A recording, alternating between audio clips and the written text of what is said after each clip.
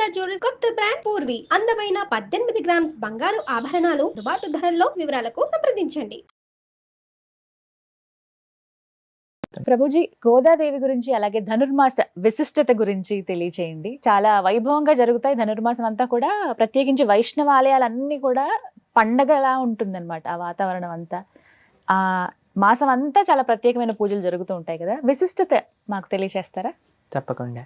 శ్రీ విష్ణు చిత్త కులనందన కల్పవల్లి శ్రీరంగరాజ హరిచందన యోగదృశ్యాం సాక్షాత్ క్షమా కరుణయా కమలాభినాన్యాం గోదా మనన్య శరణం ప్రబద్ధే.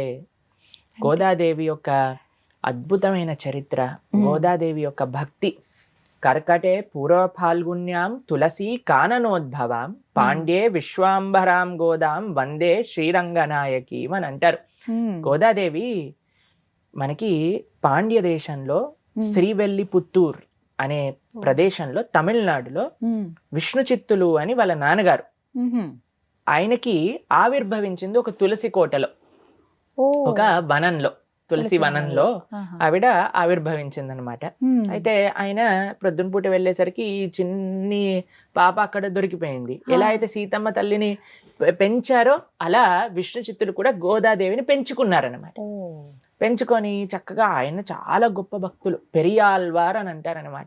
పెరియాల్వార్ ఎంత భక్తి అని అంటే, మనం భగవంతుడి దగ్గరికి వెళ్ళినప్పుడు ఏం చేస్తామండి, వెంటనే మన దగ్గర ఉండే కోరికలన్నిటినీ చిట్టా ఇప్పేసి నాకు ఇది చేయించు, నాకు ఇది చేయించు, నాకు ఇది చేయించు అని అడుగుతారు.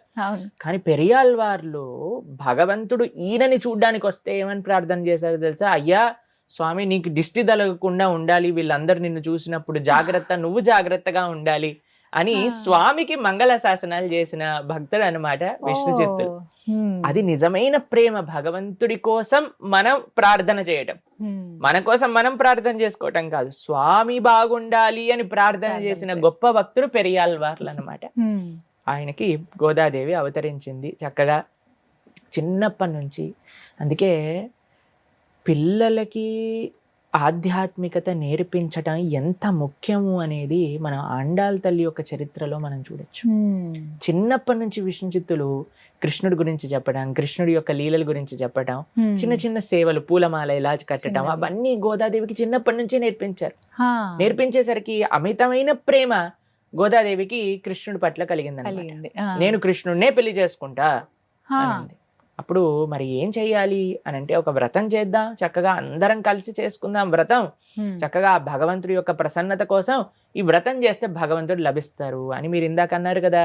ధనుర్మాస వ్రతము అని అంటారు, తిరుప్పావై వ్రతం అని కూడా మనం పిలుచుకుంటారనమాట. 30 రోజులు 30 పాసురాలు అనుసంధానం చేస్తూ ఉంటారనమాట. అవి తమిళంలో ఉంటాయి. ఎంత మంచిగా గోదాదేవి వ్రతం చేసింది అని అంటే, కృష్ణుణ్ణి పొందటం సులభమైన విషయమే అండి, పెద్ద కఠినమైన విషయం కాదు. కేవలం ఆ సున్నితమైన ప్రేమ, ఆ మనస్సు, స్వచ్ఛమైన భావన భగవంతుడి పట్ల మనకు ఉండాలి. దాంట్లో కొన్ని మెయిన్ ప్రిన్సిపల్స్ ఉన్నాయండి. ఒకటి నామ సంకీర్తన, 2 భగవద్భక్తుల యొక్క సాంగత్యంలో మనం ఉండటం, 3వది మన గురువులు ఆచార్యులు చెప్పిన విషయాలను చక్కగా శ్రవణం చేస్తూ వాళ్ళు చెప్పినట్టుగా మన జీవితాన్ని మలుచుకోవటం. ఇవన్నీ కూడా శాస్త్ర సిద్ధాంత సారాంశాన్ని మొత్తం ఆండాళ్ తల్లి 30 పాటలలో పెట్టేసింది.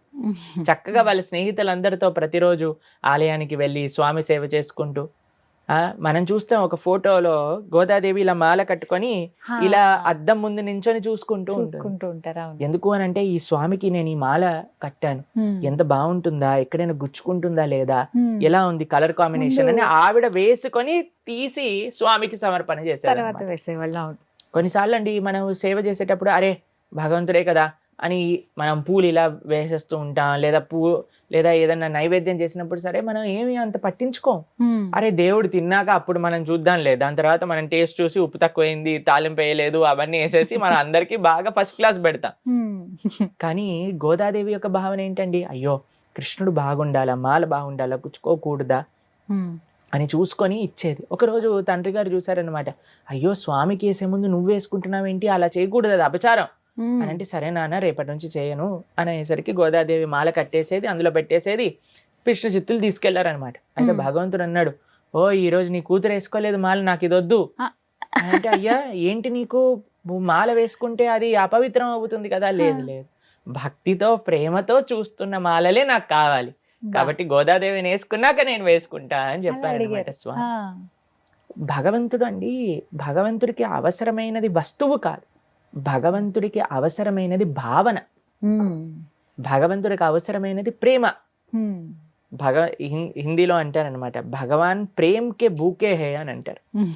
ఆయనకి ఆకలి దేనికోసం అని అంటే మన ప్రేమ ఆయన వేచి చూస్తూ ఉంటానన్నమాట. ఎందుకండి ఆయనకి ప్రేమ లేదా అని అంటే కాదు, ఆయనని ప్రేమిస్తే మనం తరిస్తాం కాబట్టి. అసలు గోదాదేవి వారి జన్మకు కారణం ఏంటండి?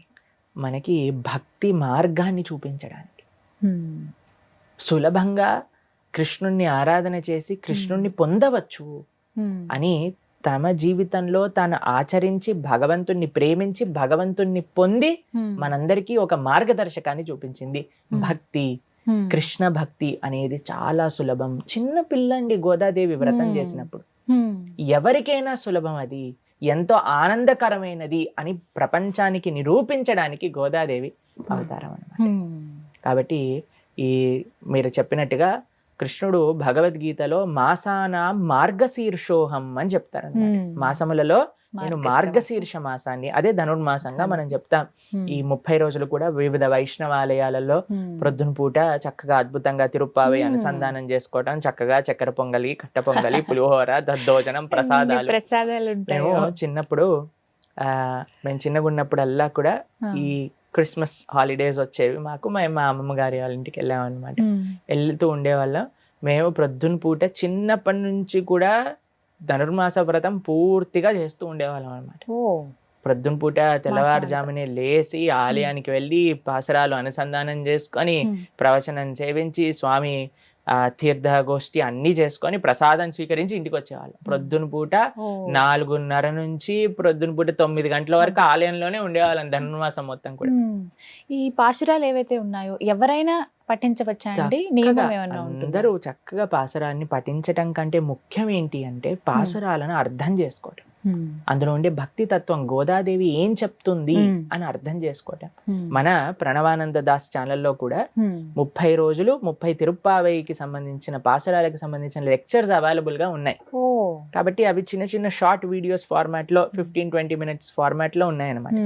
ఎందుకంటే అండి మనం పఠించేస్తాం, దాని యొక్క ఫలితం ఉంటుంది, కానీ దాని యొక్క అర్థం తెలుసుకుంటే అప్పుడు నిజంగా మన జీవితంలో ఎలా భగవంతుడి దగ్గరికి మనం వెళ్ళొచ్చు అనే విషయాలు మనకు అర్థం అవుతాయి. అంటే మాలాంటి వాళ్ళ కోసం సింప్లిఫై చేసి చెప్పండి ప్రభుజీ, అంటే ఉద్దేశం ఏంటి, ఏముంది అందులో పాశురాల్లో, ఏం చెప్పదలుచుకున్నారు? శాస్త్ర సారాంశం మొత్తం కూడా మీకు ఒక విషయం చెప్తాను.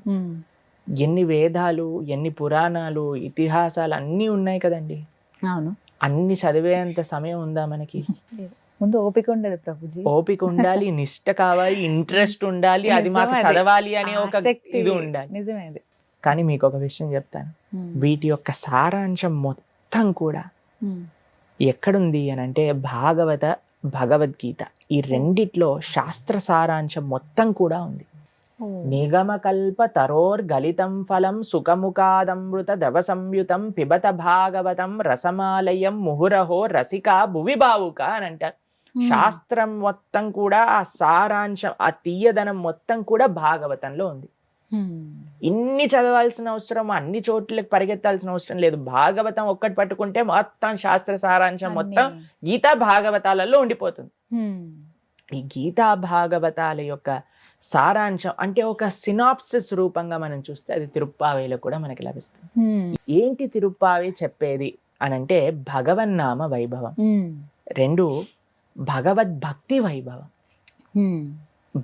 భాగవతుల యొక్క వైభవం. భాగవతులు అంటే భగవద్భక్తులు, వాళ్ళ యొక్క వైభవం. ఇవే అండి, ఈ 3ని మనం పట్టుకుంటే భగవంతుని చేరుకున్నట్టే. ఇవే పాశురాలలో వివిధ రూపాలలో ఎంత బ్యూటిఫుల్ గా ఆండాల్ ఎక్స్ప్లెయిన్ చేస్తుంది అని అంటే అంత బ్యూటిఫుల్ గా చెప్తుంది. ప్రభుజీ తమిళంలో ఉంటుందన్నారు కదా, అంటే మేము మాలాంటి వాళ్ళు చదువుకోవడానికి వీలుగా తెలుగు కానీ సంస్కృతంలో కానీ వింటూ వస్తే వచ్చేస్తాం. అంతే, అంత ఈజీ కాదు. మేము కూడా చిన్నప్పుడు ఆ గోదా పాశురాలు నేర్చుకున్నప్పుడు కొద్దిగా సమయం పట్టింది, కానీ వచ్చేసింది అన్నమాట. కాబట్టి అందరూ ప్రయత్నం చేయొచ్చు, అందరూ నేర్చుకోవచ్చు. నాకు ఒకసారి ఒకరితో మాట్లాడుతున్నాం అనమాట. ఓ నేను డాన్స్కి వెళ్తున్నాను ప్రభుజీ అని చెప్పారనమాట. అయితే ఏం డాన్స్కి వెళ్తున్నావు నువ్వు అని అంటే ఏదో జుంబా అని ఏదో చెప్పారనమాట.